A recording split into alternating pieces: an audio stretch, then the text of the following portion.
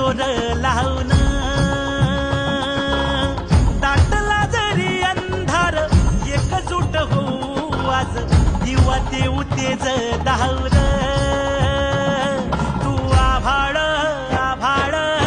वादळ तुझं तू राजा आसमानीच बळ दावली तू आभाळ मोठी लढाई र लढू मातीसाठी र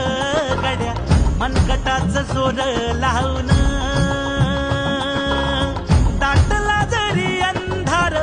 एकजूट होऊ आज दिवा देऊ तेज धावून